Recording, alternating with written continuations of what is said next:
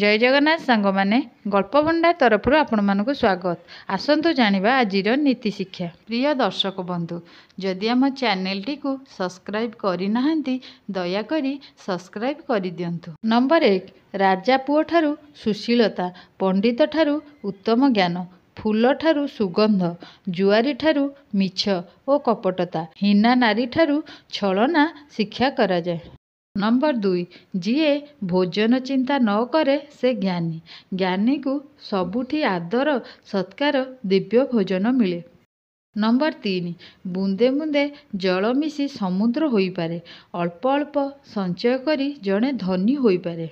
Number 4, महणे सुना बांधी देले मध्य कुकुर लांगुड़ सीधा होइजिब नाही, साप सदा वक्रगति करी थाए, माछी मैला उपरे बसे, जहार जहा स्वभाव से ताहा छाड़ी पारे नाही। नंबर 5, संसार रे खूब कम प्राणी अछंती जहार भीतर बाहर समान, नचेत सबू अलगा अलगा। हाथीर दांत अछि मात्र खाद्य खाइबारे से दांत काम दिए नाही, बाहरे भल भीतरे खराब होई पारे।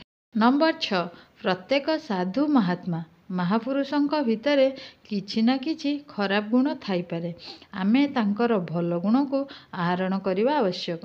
नंबर 7, चंद्र रे कलंक रहिला परी सुंदरपण भितरे किछि ना किछि क्षुण रहिबा स्वाभाविक।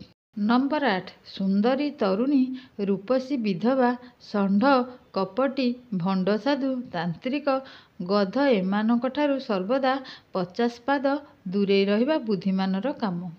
नंबर 9, पागल कुआरी झियो, कुष्ठरोगी, चंडाल, गर्वी साधुंक संग मंदर कारण होइथाए।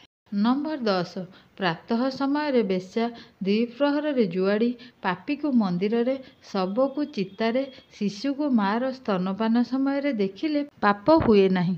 नंबर 11, परिश्रम बिना फल मिले नहीं, भाग्य रे किछि फले नहीं, आंब खाइबा भाग्य रे थिले आंब गछ मूले पाटी मेला करी बसिले आंब आसी पाटिरे पशि जाए नहीं, एथिपाई परिश्रम करिबा आवश्यक। नंबर 12, तेल पानी रे मिसे नहीं, घियरु जल बाहरे नहीं, पारा काहा सह मिसे नहीं, विपरीत स्वभाव वाला केही काहारी सह मिसी पारंती नहीं।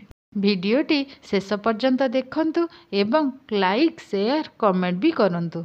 नंबर 13, समय को यौवन को अटकाई हुए नहीं, समय काहाको अपेक्षा करे नहीं। मद और नारी ए दुहिंक ठारू निजको बंचाई रखी पारिले ही मंगल।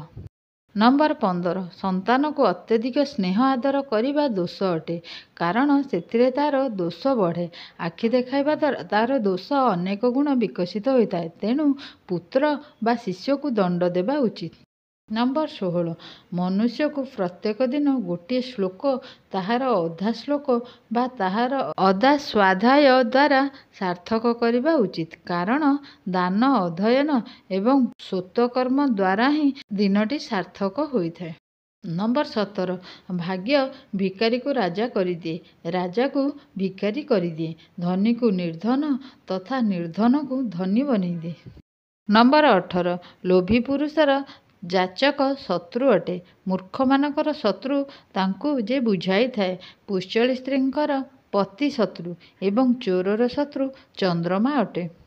नंबर 19, जेउ मानक पाखरे विद्या न थाए, तप दान शील गुण और धर्म न थाए, से संसार रे पृथ्वीर भार होइथांती, मनुष्य रूप रे सेमाने पशु अटंती। नंबर 20, जेउ मनुष्य भितरे बुझिबार शक्ति न थाए, ताकू उपदेश देवा व्यर्थ अटे, जे मलायाचल संपर्क रे रही मध्य बाउंस गछरे चंदनर गंध आसे नहीं।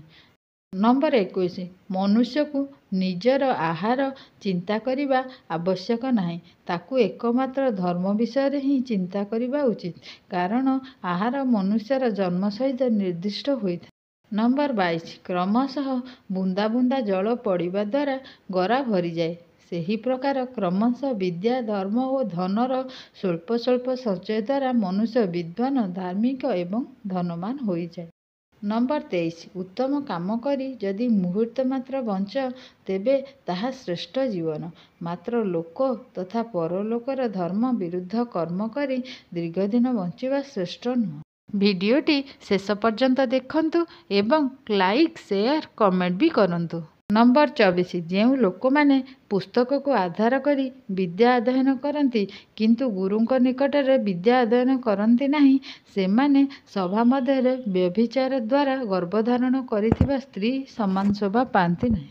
ନମ୍ବର 25। ଉପକାର କରୁଥିବା ଜନ ସହ ଉପକାର ଓ ହିଂସା ଆଚରଣ କରୁଥିବା ବ୍ୟକ୍ତିଠାରେ ହିଂସା କରିବାରେ କୌଣସି ଦୋଷ ନାହିଁ। ଦୁଷ୍ଟଜନ ସହିତ ଦୁଷ୍ଟତା କରିବା ପାପ ନୁହେଁ। ଭିଡ଼ିଓଟିକୁ ଶେଷ ପର୍ଯ୍ୟନ୍ତ ଦେଖିଥିବାରୁ ଆପଣମାନଙ୍କୁ ଅଶେଷ ଅଶେଷ ଧନ୍ୟବାଦ। ଜୟ ଜଗନ୍ନାଥ।